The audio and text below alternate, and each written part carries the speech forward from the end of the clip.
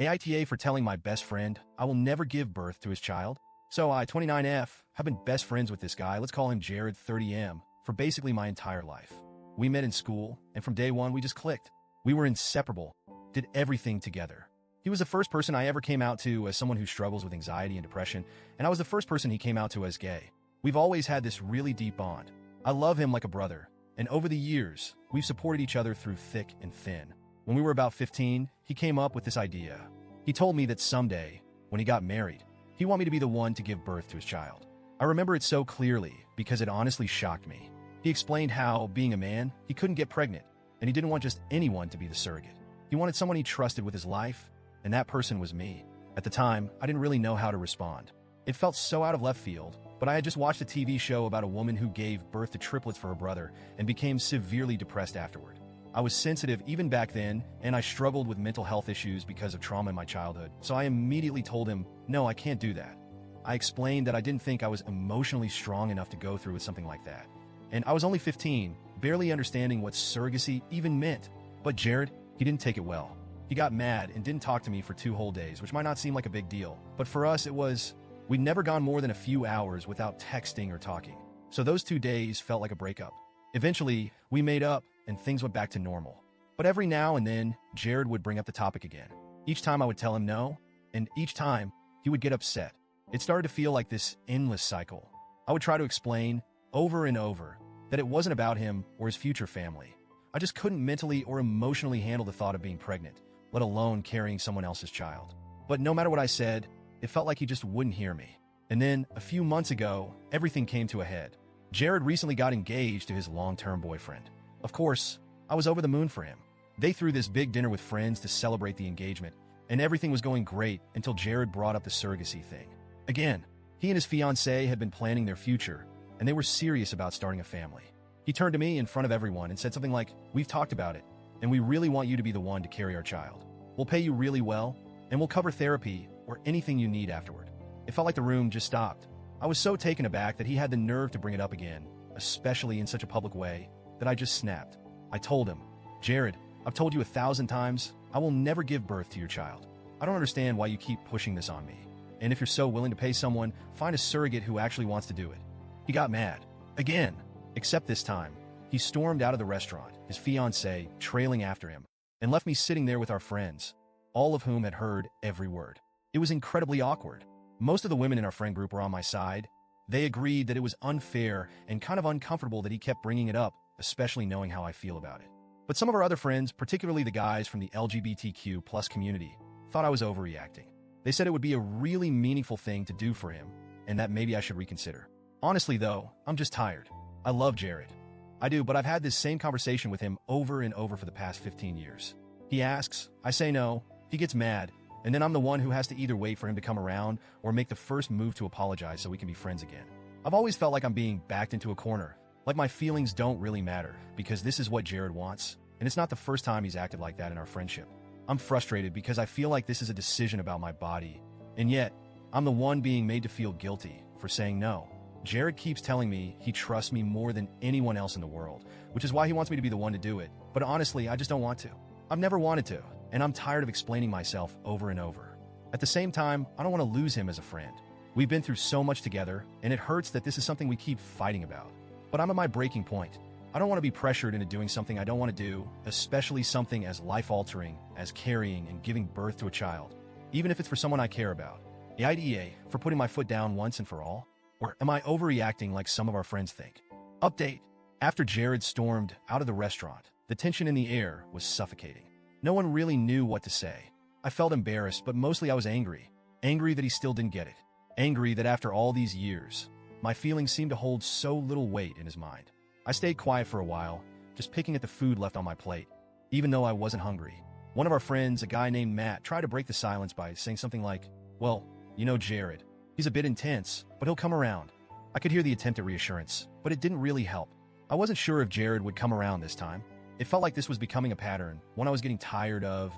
My friend Sarah, who's been one of my closest confidants aside from Jared, leaned over and whispered, "You were right to say no. He needs to understand your boundaries." I nodded, grateful for her support, but my mind was still racing. Would this blow up the entire friendship? I should probably mention that this isn't the first time Jared has pushed my boundaries. Over the years, there have been moments where I've had to remind him that I'm not just his emotional crutch. I've had my own battles, ones that have left me exhausted at times. Anxiety and depression have been a part of my life for as long as I can remember, and Jared knows that. I've always been open about it because being honest about my mental health is the only way I've managed to keep myself afloat. But sometimes I feel like Jared overlooks that part of me. He's always been the kind of person who sees the world as something that bends to his will, and most of the time he's been able to make things work out the way he wants. I admire that about him. His confidence, his ability to navigate life like it's something that's supposed to go his way. But when it comes to this surrogacy thing, it feels like he's expecting me to mold my life around his plans. The next day, I got a text from him. Just one line. Can we talk? I stared at my phone for a while, debating whether or not to respond. Part of me wanted to just ignore it, to avoid another fight, but I knew that wouldn't help anything. So I replied, and we agreed to meet at his place the next day. I showed up, feeling a mix of dread and determination. I wasn't going to let him bulldoze me into something I didn't want, but I also didn't want to lose one of the most important people in my life. When I walked in, Jared was sitting on the couch, looking tired. His fiancé, James, wasn't there, which I appreciated. This needed to be just between us. Hey, I said softly, sitting down across from him. Hey, he replied, avoiding eye contact. There was a long pause before he finally spoke. I'm sorry I keep bringing it up, he said, his voice low.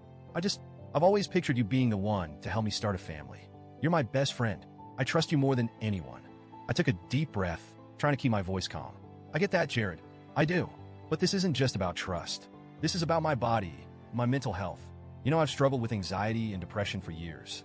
I'm terrified of what something like this would do to me. And I've told you that so many times.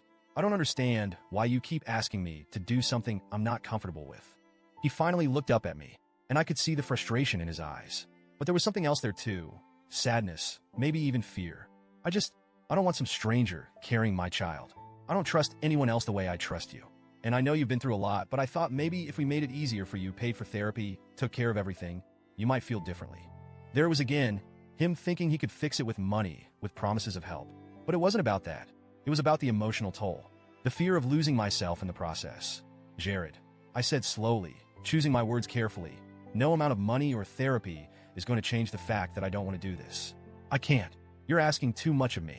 He stayed quiet for a moment, his jaw clenched, but then he sighed and leaned back on the couch. I didn't realize it was that deep for you, he admitted, sounding more defeated than angry. I guess I've been so focused on what I want, I didn't stop to think about what it's like for you. That's the thing, I said, feeling a mix of relief and frustration.